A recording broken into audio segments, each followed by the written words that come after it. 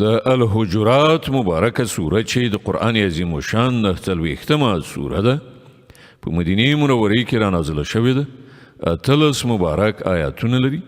تلاوت او پښتو ترجمه یې له لومړي آیت څخه اورئ. بسم الله الرحمن الرحیم. د الله په نوم چې ډیر زیات مهربان پوره رحم لرونکی دی. يا أيها الذين آمنوا لا تقدموا بين يدي الله ورسوله واتقوا الله إن الله سميع عليم. ای مؤمنانو د الله او د هغه د پیغمبر په مخ کې مو وړاندې کیږئ او له الله نه وویریږئ. الله د هر څه اوریدونکی او پوهیدونکی دی. يا أيها الذين آمنوا لا ترفعوا أصواتكم فوق صوت النبي ولا تجهروا له بالقول كجهر بعضكم لبعض أن تحبط أعمالكم وأنتم لا تشعرون. ای مؤمنانو خپل آواز د پیغمبر له آواز نه مه پورته کوئ او موږ پیغمبر سره په لوړه غږ خبرې کوي لکه چې په خپلو منځو کې یو له بله سره کوي. هسې نه چې ستاسې ټول کړه وړه ضایع شي او تاسې خبره هم ونه اوسئ.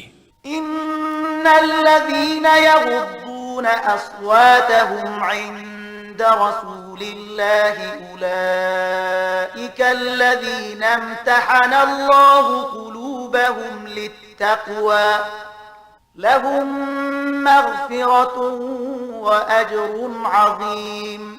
کوم کسان چې د خدای د پیغمبر په وړاندې د غږېدلو په وخت کې خپل غږونه ټیټوي هغوی په حقیقت کې همغه کسان دي چې الله د هغوی زړونه د تقوا لپاره ازمویلي دي. د هغو لپاره بخښنه ده او لوی اجر. إن الذين ينادونك من وراء الحجرات أكثرهم لا يعقلون ولو أنهم صبروا حتى تخرج إليهم لكان خيرا لهم والله غفور رحيم. ای پیغمبره کوم کسان چې تا ته له حجرونو د باندې نارې وهي له هغو نه زیاتره ناپوهان دي. که هغوی ستا تر وتلو پورې صبر کړی وای نو د همغو لپاره بهتره وه.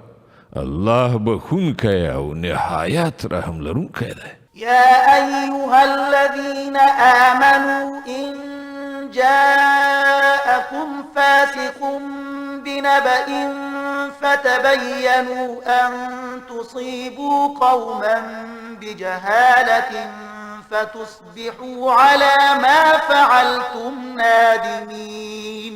ای مؤمنانو که کوم فاسق تاسې ته له کوم خبر سره راشي نو تاسې تحقیق وکړئ. هسې نه چې تاسې کومې ډلې ته په ناپوهۍ سره ضرر ورسوئ او بیا په خپلو کړو پښیمانه شئ. واعلموا أن فيكم رسول الله لو يطيعكم في كثير من الأمر لعنتم ولكن الله حبب إليكم الإيمان وزينه في قلوبكم وكره إليكم الكفر والفسوق والعصيان أولئك هم الراشدون فضلا من الله ونعمه والله عليم حكيم. خو پوهیږئ چې ستاسې په منځ کې د الله پیغمبر موجود دی. که هغه په زیاترو چارو کې ستاسې خبره ومني نو تاسې به په خپله په ستونزو کې اخته شئ. خو الله تاسې ته د ایمان مینه درکړه او هغه یې ستاسې لپاره په زړه پورې وګرځاو او له کفر فسق او نافرمانۍ څخه یې تاسې کرکجن کړئ. همدغسې خلک د الله په فضل احسان سره پر سمه لاره دي او الله د علم او حکمت خاوند دی.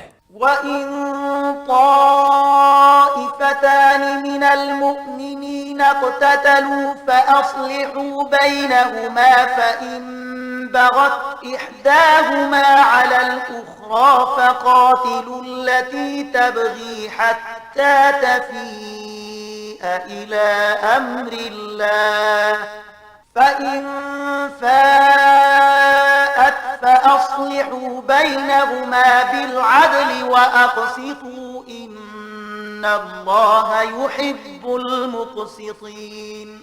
او کله مؤمنانو څخه دوه ډلې په خپلو منځو کې په جنګ شي نو د هغو په منځ کې صلح وکړئ. بیا کله هغو نه یوه ډله پر بلې تیری وکړي نو له تیري کوونکې ډلې سره وجنګېږئ تر دې پورې چې هغوی د الله د حکم خواته راوګرځي. بیا کله چې هغوی راوګرځي نو د هغوی په منځ کې په عدل سره سوله وکړئ او انصاف وکړئ چې الله انصاف کوونکي خوښوي. إنما المؤمنون إخوة فأصلحوا بين أخويكم واتقوا الله لعلكم ترحمون. مؤمنان خو یو د بل سره ورونه دي نو د خپلو ورونو په منځ کې مناسبات سم کړئ او له الله نه وویریږئ. هیله ده چې پر تاسې رحم وکړای شي. يا أيها الذين آمنوا لا يسخر قوم من قوم عسى أن يكونوا خيرا منهم ولا نساء من نساء عسى أن يكن خيرا منهن ولا تلمزوا أنفسكم ولا تنابزوا بالألقاب بئس الاسم الفسوق بعد الإيمان ومن لم يتب فأولئك هم الظالمون. ای مؤمنانو نه د نارینه په نورو نارینهو ملنډې وهي کیدای شي چې هغوی له دوی نه غوره وي او نه د ښځې په نورو ښځو ملنډې وهي کیدای شي چې هغوی له دوی نه غوره وي. په خپلو منځو کې یو د بل عیب مه لټوئ او مو یو بل په بدو نومونو سره یادوئ. له ایمان راوړلو وروسته په فسق کې نوم پیدا کول ډیره بده خبره ده. کوم کسان چې له دغه چارچلن څخه راوان نه وړي هم هغوی ظالمان دي. يا أيها الذين آمنوا اجتنبوا كثيرا من الظن إن بعض الظن إثم ولا تجسسوا ولا يغتب بعضكم بعضا أيحب أحدكم أن يأكل لحم أخيه ميتا فكرهتموه واتقوا الله إن الله تواب رحيم. ای مؤمنانو له ډیرو ګمانونو کولو نه ډډ وکړئ چې ځینې ګمانونه ګناه وي. تجسس مه کوئ او له تاسې نه د څوک د چا غیبت نه کوي. آیا په تاسې کې داسې څوک شته چې د خپل مړه ورور غوښې خوړل خوښ کړي؟ ګورئ تاسې په خپله د دې نه کرکه کوئ. له الله نه وویریږئ. الله ډېر ښه توبه قبلونکی او خورا مهربان دی. يا أيها الناس إنا خلقناكم من ذكر وأنثى وجعلناكم شعوبا وقبائل لتعارفوا إن أكرمكم عند الله أتقاكم إن الله عليم خبير. ای خلکو مونږ تاسې له یوه نارینه او یوې ښځې نه پیدا کړئ او بیا مو تاسې قومونه او قبیلې وګرځولئ تر څو چې تاسې یو تر بله سره وپېژنئ.